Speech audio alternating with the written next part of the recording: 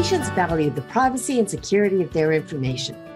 Healthcare providers and clinic managers value privacy and security, and they value not having adverse results as a lack of compliance or patient safety issues.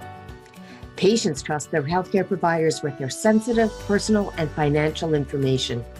If the patients don't feel that their healthcare providers will keep their information confidential and secure, patients may choose not to share their information, which may impact their healthcare and treatment. When we are privacy aware, we can better respond to patients' questions and build their trust in the quality of services that we provide. My name is Jean Eaton, your practice management mentor and practical privacy coach with Information Managers, and your host for this Practice Management Nugget podcast and webinar for your healthcare practice. This is a special episode in support of Privacy Awareness Week. Privacy Awareness Week is an initiative of the Asia-Pacific Privacy Authorities Forum and is held every year to promote privacy awareness of privacy issues and the importance of protecting personal information. This year, Privacy Awareness Week is celebrated May 6th to 10th, 2019. Information managers would like to spread the message of privacy matters to raise privacy awareness in healthcare every day. I am constructively obsessive about privacy and confidentiality in the healthcare sector, and I think you should be too. As a certified health information management professional and privacy awareness training facilitator, I've had the honor to share my obsession about practical privacy and confidentiality advice with hundreds of medical clinics and healthcare practices and organizations across Canada and the US. As an employer and healthcare provider, you are responsible to provide training to all of your employees about privacy awareness. If you don't provide the training, or if the employees don't understand the policies and there is a privacy breach, then the healthcare provider is more likely to be held accountable under the legislation and face penalties, including fines and even prison.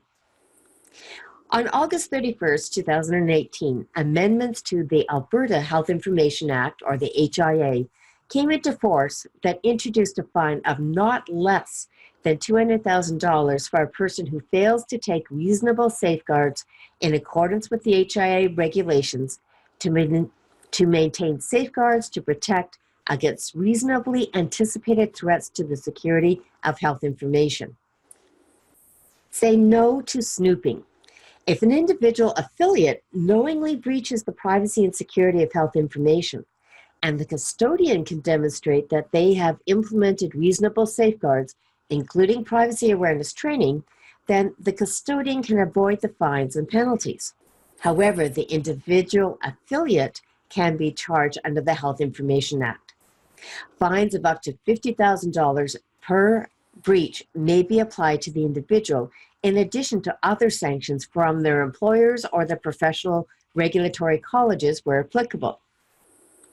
Instead, protect your organization and your patients.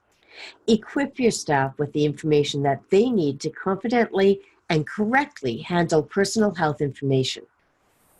Healthcare businesses need privacy awareness training to support key policies, procedures, and risk management programs. In today's episode, I'm going to share with you a quick privacy awareness quiz that you can take yourself or share with your teams as a simple privacy awareness fun training activity. So I'm going to share with you 5 common healthcare scenarios. You consider if this is an example of good privacy awareness practice. Then I'll share the answers with you. Question 1. Mary works in a busy diagnostic laboratory as a receptionist. She's also a busy soccer mom too. One day, a parent texts her at work and tells her that something has come up and she can't go to the game tonight. She's the snack mom and asks Mary if she can pop by her house to pick up the snacks to bring the game for her. Mary can't remember the house address, so she does a quick search in the lab's patient electronic medical record to look up the address. She doesn't look at any of the test result information. Is this a good privacy awareness practice? What do you think? Yes or no? Why or why not? Even if your intention is not malicious, this is an example of unauthorized access to patients' information. Her friend's address is identifying information, and Mary's access to the EMR for a non-healthcare purpose is a misuse of her access granted to Mary by her employer. In fact, this is a privacy breach. Remember to respect your friends and your patients' right to privacy. Don't look up her information unless you have an authorized purpose to do so. Let's go to the next question. Did you hear the news? A certain mega film star has been working on a movie set nearby. He supposedly fell doing a daredevil stunt and now is in the hospital to receive treatment for his injuries. I hope that he's all right. You ask your friend who works in the emergency department if she actually spoke with the star. Is this a good privacy awareness practice? Yes or no? Why or why not? Each of us, even celebrities, have the right to privacy. We each have the right to choose when we share our personal information. Don't put you and your friends in jeopardy when you discuss patients that you are not currently providing a health service. Remember, if you look up the celebrity's information in the EMR, your actions are recorded in that EMR audit log. This creates an audit trail about who accessed each patient's record and may implicate you in a privacy breach. This applies to when we see a friend or acquaintance at our place of work too. Be discreet and don't initiate a conversation with your friend when they are attending a healthcare appointment. Instead, if your friend starts a conversation with you, follow their lead and respect the responsibilities of your role at work. Just a reminder, don't discuss with your family about who you saw at work that day. If asked, you can simply say, I don't know. Question number 3. You are training a new employee at your healthcare practice. You need to demonstrate how patient referral records are created in the EMR. You can't think of a good example to demonstrate, so you create a new referral in your own personal record. You know that there is nothing super confidential in your own record, and you will simply delete the information anyway. Is this a good privacy awareness practice? Yes or no? Why or why not? This is something that I see in clinics on a regular basis. But I want to remind you that using your own health record as a training tool is never a good idea. The information that you add to your health record permanently adds information to your record, even if you plan to delete it later. When you create a referral using real healthcare providers, you're adding inaccurate information to the provider's profile too. It is far better to create test patients and test providers in your system to train new employees or map out new procedures.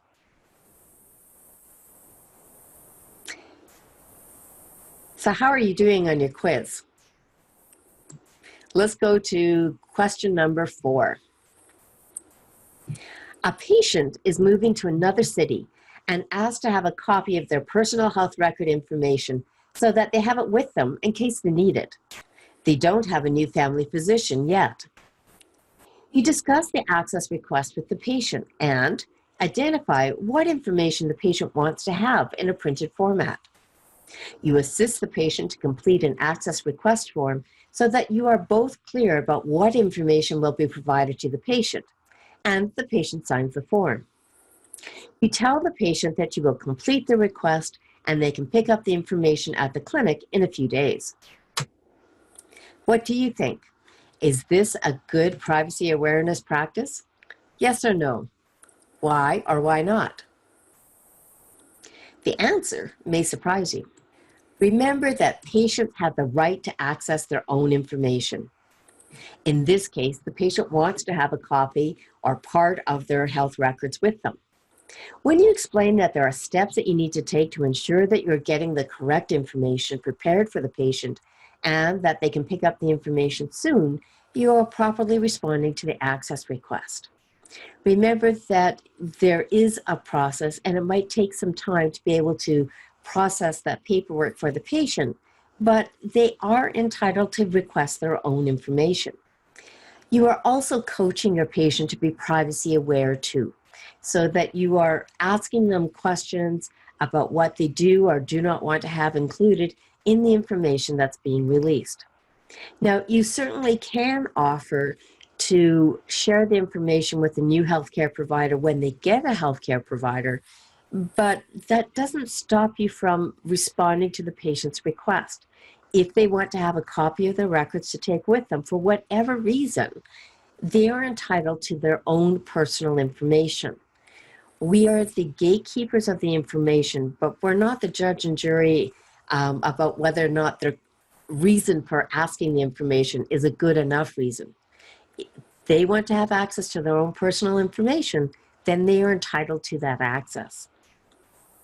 Now, when you engage the patient in responding to that request and asking those good questions and responding to the requests, then your patient will appreciate your response.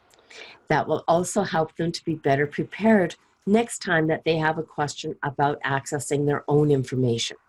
So do take the time to talk with your patients and let them know what the process is, how long is it going to take, whether or not there is a fee that's associated to it, and that you'll process the request as quickly as possible. Okay, let's go on to our last question. A patient at your clinic has finished the consultation with their physician. The physician prints a copy of the lab requisition, the consultation letter, and the prescription for the patient and hands it to the patient. The patient leaves the clinic but returns a couple of hours later. The patient realizes that the information is not for her. The information belongs to a different patient. Is this a good privacy awareness practice? Yes or no? Why or why not? This is something that happens frequently, and it is not a good privacy practice.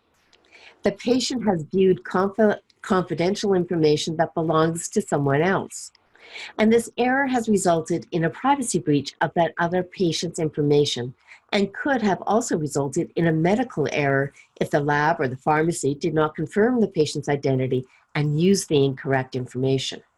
Again, this is a privacy breach. And even if it only affected one patient, it is still a privacy breach, and you need to process that incident response for a privacy breach as well. You also need to locate the information that was printed for the patient. Was it given to someone else in error? So perhaps you now have a privacy breach that affects at least two patients. This is a common scenario that patient labeling or mislabeling of reports, handing it to the wrong patient, or even handing prescriptions or filled prescriptions to the wrong patient happens on a regular occurrence. So take this opportunity to audit the practices in your practice and see that you are limiting these activities actually happening in your practice. So when we are more aware about things that can go wrong, then we can take proactive steps to ensure our patients' privacy and to prevent privacy breaches in our practice. So a couple of bonus tips about our quiz today. You can discuss these scenarios at your next team meeting. You can use this quiz again as a practical privacy awareness examples to train new employees. Or you can use this quiz as part of your interview process for new hires. Use this as a skill testing quiz for new hires before you, as you go through that interview process. If you would like more practical privacy awareness training available online at your convenience, see Privacy Awareness in Healthcare Essentials.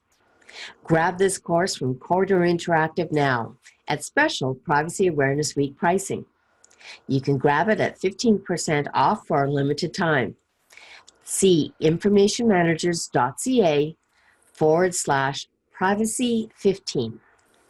You can also download the Privacy Awareness Quiz at informationmanagers.ca/privacy-matters-quiz. Because privacy matters. I'd so appreciate your help to spread the word about Privacy Awareness Quiz. with your colleagues. First, make sure that you subscribe and add a review on whatever platform that you use to listen to this podcast and webinar. Next, take a screenshot of this episode that you're listening to right now and share it on your Facebook, Twitter, LinkedIn, or your preferred social media channel. Remember to tag me, Jean Eaton, and I will reshare your post. When you share the show, it makes it easier for people just like you who like what you like to find this show. Until next time, this is Jean Eaton, your practice management mentor and practical privacy coach with Information Managers.